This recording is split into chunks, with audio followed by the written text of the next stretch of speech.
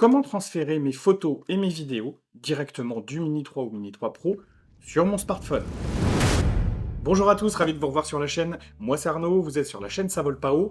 Et ici, on parle de drone, on parle de vidéo, on parle de photos et de tout ce qui gravite autour. Vous l'avez peut-être déjà remarqué, mais sur votre télécommande ou sur votre smartphone, quand vous avez la radiocommande RC-N1, ça c'est la RC, vous avez des aperçus de vos photos et de vos vidéos en basse qualité. Pour obtenir la qualité maximum, il va falloir transférer ces fichiers directement du drone, puisqu'ils sont stockés dans la carte SD ici, sur votre téléphone. Bien évidemment, vous pouvez également transférer ces photos et ces vidéos sur un ordinateur, mais on se concentre aujourd'hui sur le transfert sur un smartphone. Donc je le répète, ce que vous avez sur votre radiocommande RC ou votre radiocommande RC-N1 avec votre smartphone, ce sont des aperçus basse qualité qui vont pas vous permettre de faire du montage, qui vont pas vous permettre d'aller plus loin. Voilà, je vous montre un exemple ici.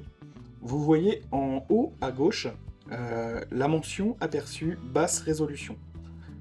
Donc pour obtenir le fichier haute résolution, on va passer par la fonction Quick Transfer. Pour utiliser cette fonction Quick Transfer, on va lancer DJI Fly. Je vous montre l'état de la radiocommande.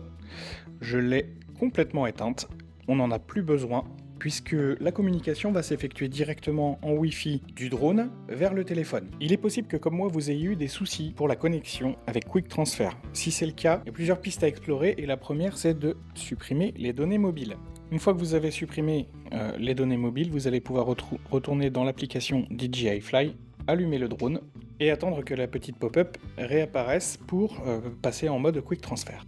A ce stade, assurez-vous que votre Wi-Fi est allumé, ici le mien ne l'est pas. Donc je l'active. Ah, la pop-up est arrivée après de longues secondes. Vous cliquez sur changer. Il va lancer la connexion. Voir l'album. Et ici nous avons donc toutes les vidéos et photos qui ont été prises avec le Mini 3 Pro. Pour télécharger une vidéo, il suffit de cliquer sur une des vidéos et d'appuyer en bas à droite sur télécharger les fichiers. Bon bah bien évidemment il faut avoir de la place, ce que je n'ai pas sur mon téléphone. On va voir si j'ai un fichier un peu plus petit.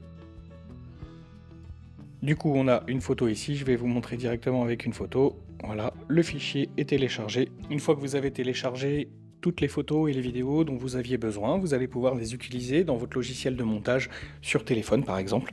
C'est important de noter qu'on ne peut pas sélectionner un morceau de vidéo pour le télécharger. Donc on peut très vite être à court de place, comme c'est le cas sur le mien.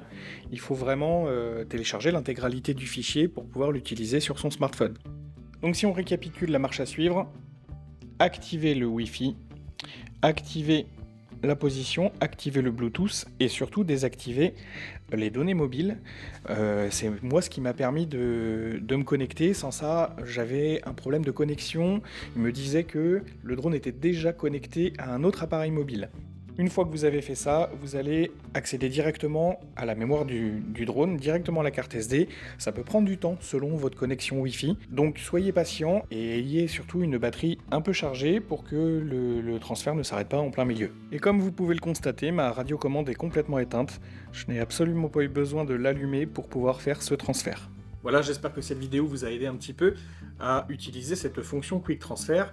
Donc il y a deux possibilités. La première, c'est d'avoir la radiocommande tout intégrée, auquel cas on n'en a absolument pas besoin. La connexion va se faire en Wi-Fi du drone vers le smartphone. Si vous avez la télécommande RC tout court, c'est-à-dire celle sur laquelle on met le smartphone, eh bien, peu importe si elle est allumée ou pas, ça fonctionnera de la même manière. C'est-à-dire que les aperçus que vous avez dans votre smartphone seront laissés tels quels, et vous pourrez télécharger les versions pleine résolution directement dessus. Si vous avez également eu des problèmes de connexion avec le mode Quick Transfer, n'hésitez pas à les mettre dans les commentaires, et éventuellement si vous avez une solution à apporter, n'hésitez pas à les mettre dans les commentaires également.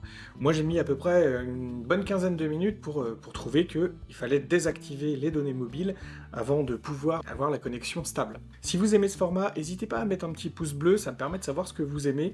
Est-ce que vous préférez les vidéos longues, les vidéos courtes, des tutos, des mises en pratique, etc., etc.